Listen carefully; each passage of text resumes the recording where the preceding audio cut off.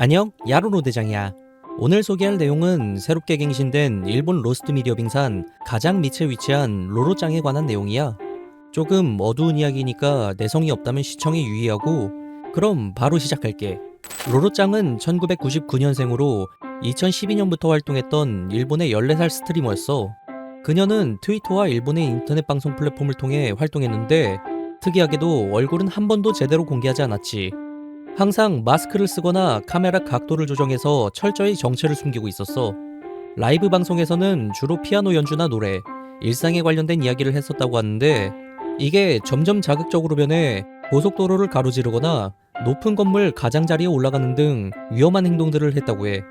사실 지금 흘러나오는 노래도 로로짱이 생전 방송에서 했던 피아노 연주야. 그런데 그녀가 왜 이렇게 위험한 행동들을 하게 된 걸까? 로로짱의 트위터 계정을 보면 자신의 고민과 불안한 감정을 표현하는 것을 볼 수 있었어.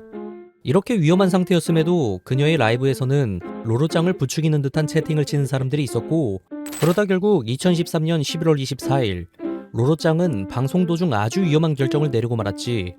켜진 라이브 영상에서는 그녀가 마스크를 쓴 채 웅크려 앉은 모습이 보였는데, 이후 뭔가에 올라서며 무서워 라는 말을 남기고 방송이 급작스럽게 종료된 거야. 그 뒤로 그녀의 소식은 완전히 끊겼어. 그녀는 나중에 신문 배달을 하던 우체부에게 발견되었지만 이미 늦은 상태였고, 이 사건은 모방 위험 우려 때문에 지역 뉴스나 일부 신문에서 간단히 다뤄지는 정도였다고 해. 남아있는 자료도 당시 순간의 짧은 움짤 정도뿐이었어. 하지만 2019년 일본의 밴드 신세이 카마테짱이 루루짱의 방송이라는 곡을 발표하면서 이 사건이 다시 주목받기 시작한 거야. 이 노래가 큰 화제를 모으자 사람들은 이 노래의 모티브가 된 로로짱 사건에 관심을 기울이게 되었지. 하지만 아까도 말했듯 인터넷에는 움짤만 남아있었는데, 인간의 호기심 때문일까? 해당 라이브를 수색하고자 하는 사람들이 생겨났고, 결국 2020년 9월 레딧에서 활동하는 톰앤플레이스라는 사용자가 로로짱의 실제 방송 아카이브 영상을 찾아내 게시하면서 이 다크로스트 미디어는 발굴되었어. 추가적으로 안타까운 점은 앞서 말한 모방의 우려였는데, 23년도에 일어났던 일본의 여고생 2명의 사건도 이 사건과 연관고리가 있다고 해. 해당 사건의 2명 중 1명이 해당 곡을 불렀던 신세이 카마테짱의 팬이었고, 나머지 1명도 루루짱의 계정을 팔로우했다고 하더라고. 안타깝지. 이런 사건을 보면 서양에서 저연령층 대상으로 소셜미디어 제한을 하려고 하는 게 어느 정도 납득이 되는 것 같아. 그럼 여기까지 발굴된 다크로스트 미디어 로로짱에 대한 소개를 마치고 다음에도 흥미로운 이야기로 찾아올게. 안녕, 야루로 대장이야.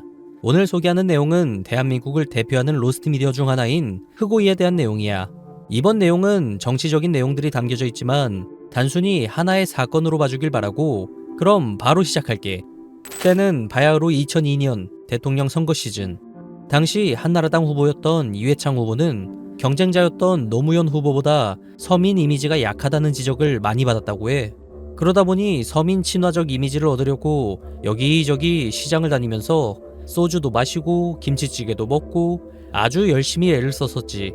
하지만 모두 알다시피 16대 대통령 선거는 노무현 48.91%, 이회창 46.58%, 근소한 차이로 노무현 후보가 대통령으로 당선되었어.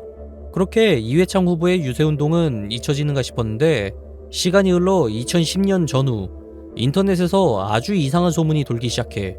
그게 뭐냐고? 바로 이회창 후보가 시장 유세 도중 흙 묻은 오이를 그대로 베어 먹었다는 거야. 아니, 누가 흙 묻은 오이를 그냥 먹겠어? 당연히 사람들은 이게 진짜냐고 의심부터 했지. 그런데 실제로 일어났던 일인 것 같긴 해. 신문기사 같은 증거가 남아있었거든. 남아있는 내용을 보면 서민 이미지를 위한 정치적 쇼라는 비판과 풍자가 가득한 것을 볼 수 있는데, 정작 중요한 증거는 없었어. 이회창이 흑오이를 먹는 사진이나 영상 말이야. 아니, 그러면 대장, 애초부터 찍힌 게 없는 거 아니에요? 그럴 수도 있지.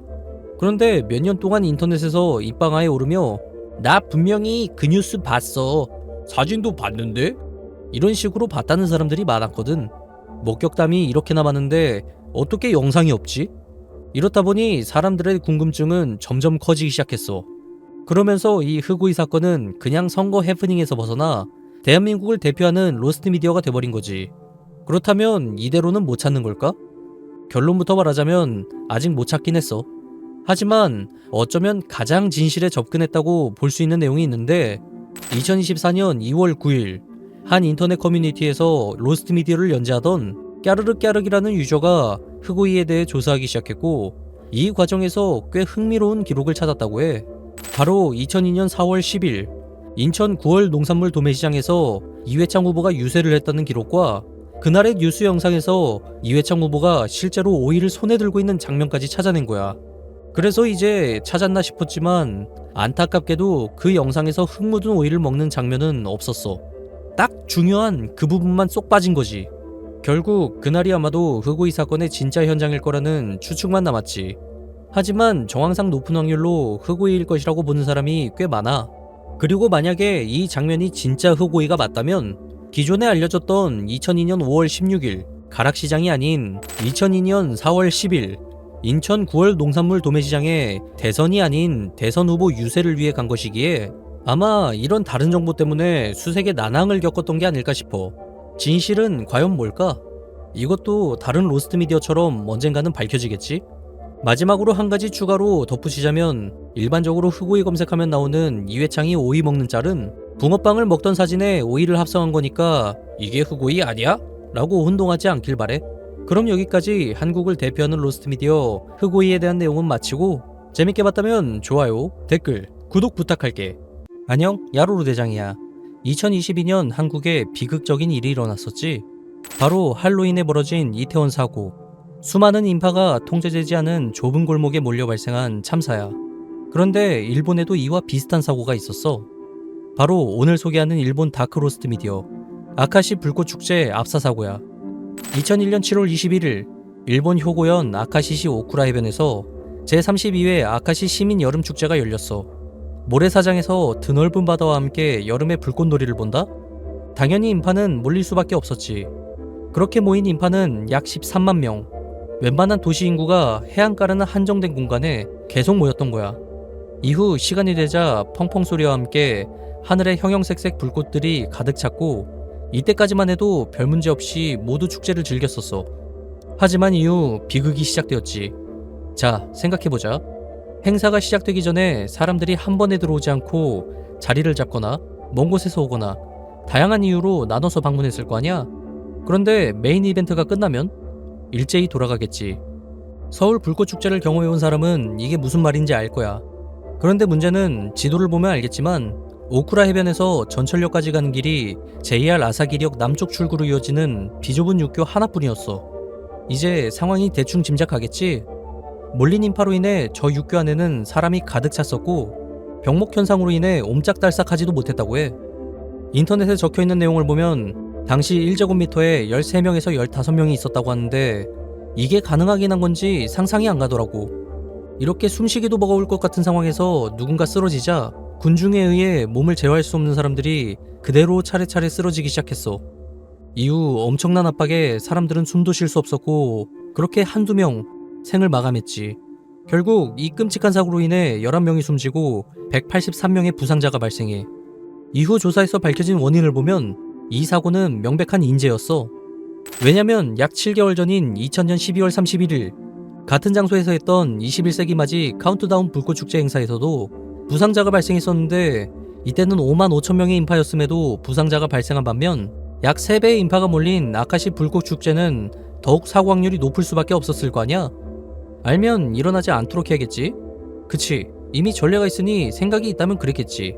하지만 이때 아카시 경찰서장은 원잡 경비가 하는 일이 뭐 있나?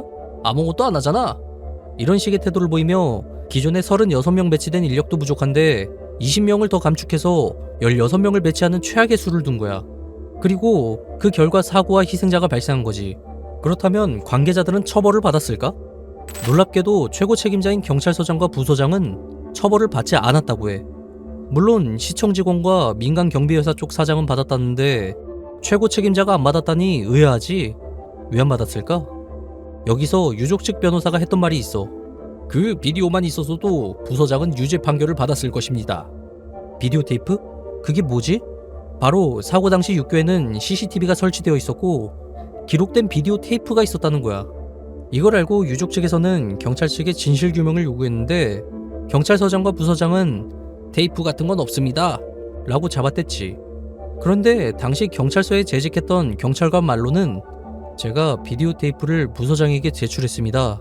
부서장님은 비디오 테이프를 받아들고 일단 맡아두겠다며 책상 맨 아래 서랍에 넣으셨습니다. 이와 같이 이야기했었다고 해. 아니 없다며? 증언이 사실이라면 부서장은 부하 직원에게 받아서 증거를 인멸했던 것이겠지. 이렇게 중요한 사건의 증거로서 가치가 있던 아카시 불꽃축제 압사 사고의 비디오 테이프는 그렇게 일본의 다크로스트 미디어로서 남게 되었고, 인명사고의 책임은 결국 지지 않은 찝찝한 결말로 일본 최악의 사고 중 하나로 남게 돼. 현재 일본의 질서정연한 축제 이미지도 이 사고 이후 일본 측에서 제대로 관리하기 시작해 자리 잡은 거라고 해. 그나저나 이 다크로스트 미디어 CCTV 기록은 증거인멸을 했더라도 2001년 일본이라면 개인이 녹화했을 가능성도 있기 때문에 발굴될 가능성도 있을 텐데 공소시효가 지났을 거라 의미가 있을까 싶기도 하네. 그럼 여기까지 갱신된 일본 로스트 미디어 빙산 최하층에 위치한 아카시 불꽃축제 압사 사고에 대한 소개를 마치고 희생자들의 명복을 빌며 끝낼게. 오늘 소개하는 로스트 미디어는 엥? 이게 로스트 미디어라고? 라는 생각이 들 정도로 한 번쯤 들어봤을 만한 애니메이션인데 바로 2005년 남북 합작 애니메이션 왕우심청이야. 이 작품은 정말 야심차게 기획된 프로젝트였는데 감독은 무려 심슨가족, 트랜스포머를 작업한 넬슨 신 감독님이야. 한국 이름으로는 신능균 감독님이라고도 하지. 이분은 미국에서 애니메이션을 배운 뒤 한국으로 돌아와 코아필름과 에이콤이라는 애니메이션 회사를 설립하게 되었는데 처음엔 미국에서 외주를 받아 하청으로 돈을 벌다가 어느 순간 자체 제작 애니메이션의 필요성을 느낀 것인지 왕우심청을 기획하게 된 거지. 그렇게 시작된 이 애니메이션은 무려 7년이라는 제작 기간과 70억 원이라는 엄청난 제작비를 들여서 탄생했어. 특이한 점은 남한의 코아필름 서울, 미국의 코아필름, 그리고 북한의 조선사이륙 아동영화 촬영소가 힘을 합쳐 만든 남북 합작이라는 점이야. 심지어 영화 음악조차 북한에서 제작했다네. 2005년 8월 12일 남북 최초로 동시에 개봉했고 북한에서는 국제영화관을 포함한 평양시내 주요 극장에서 성대하게 개봉했지. 이렇게 역사적이고 상징적인 작품이기에 시청하는 너희들도 이 작품을 들어본 사람은 있을 거야. 하지만 본 사람이 있어? 극장에서 본 사람은 별로 없을걸? 남북 합작이라는 바이럴은 되었을지언정 현실은 냉혹했거든. 평론가들의 반응은 아주 미적지근했고 일반 관객의 눈에도 영 시원찮았는지 총 관객 수는 겨우 7만 5천 명을 넘겼고 70억 원이라는 제작비를 회수하지도 못한 채 처참히 흥행에 실패했어. 그럼에도 이 작품이 완전히 무시할 만한 건 아니야. 2004년 시카쿠에서 장편 애니메이션 대상을 수상했고 프랑스 안시 애니메이션 페스티벌 프로젝트 특별상, 캐나다 오타와 애니메이션 페스티벌 본선 진출, 히로시마 초청 상영 등 국제적으로는 나름 인정받은 작품이었던 것 같아. 아니 대장, 그런데 이게 대체 왜 로스트 미디어야? 자, 여기서부터 조금 이상한데 흥행 실패 이후 이 작품은 DVD나 비디오 등 2차 시장에서 전혀 유통되지 않았어. 이에 대해 해외 로스트 미디어 커뮤니티의 한 유저가 넬슨 신 감독과 이메일을 주고받았는데 감독의 답변은 이랬대. 왕우심청은 현재 어떤 플랫폼에서도 볼 수가 없습니다. 구매를 원한다면 이 영화가 판매 수요가 있다는 것에 대해 저를 납득시켜주세요. 감독의 반응을 보니 판매도 안 될 것 같고 흑역사라서 그러려나 싶었는데 한 네이버 블로그에서 흥미로운 댓글을 찾을 수 있었어. 이 영화 어디 가면 볼 수 있을까요? 한국콘텐츠진흥원 사이트의 애니메이션 상영관에서 만나보실 수 있습니다. 통일부에서 친절하게 남겨준 댓글. 이 댓글이 달렸을 때는 2017년이었는데 밑에 2년 뒤인 2019년 6월에 달린 댓글이 하나 더 있었거든? 지금 없어진 건가요? 2017년엔 볼 수 있었는데 2년 만에 못 보게 된 거야. 해외 유저가 진흥원에 들어가 웨이백 머신을 돌려봤지만 역시나 볼 수 없었고 한국콘텐츠진흥원으로 문의를 보냈더니 돌아온 답장은 현재 진흥원에서 저작권을 갖고 있지 않습니다였어. 왜 사라진 걸까? 여기서 추가적으로 2019년 4월 16일부터 20일까지 평창국제영화제에서 왕우심청이 상영된 것을 확인할 수 있었거든? 그런데 같은 해 5월 무슨 일이 있었는지 기억나? 평화 분위기를 깨고 북한이 미사일 도발을 다시 시작했지. 그래서 모종의 정치적인 이유로 인해 로스트 미디어가 된 것이 아닐까? 물론 이건 하나의 가설일 뿐이지만 뭔가 타임라인이 맞아 떨어졌거든. 그래서 지금 왕우심청은 사실상 로스트 미디어로 남아있는 상태야. 이전에 소개했던 평화의 시대처럼 한국영상자료원에 필름이 보관되어 있긴 하지만 볼 수 있는 방법은 없는 거니까. 그럼 여기까지 왕후 심청에 대한 소개를 마치고 재밌게 봤다면 좋아요, 댓글, 구독 부탁해. 그럼 야디오스.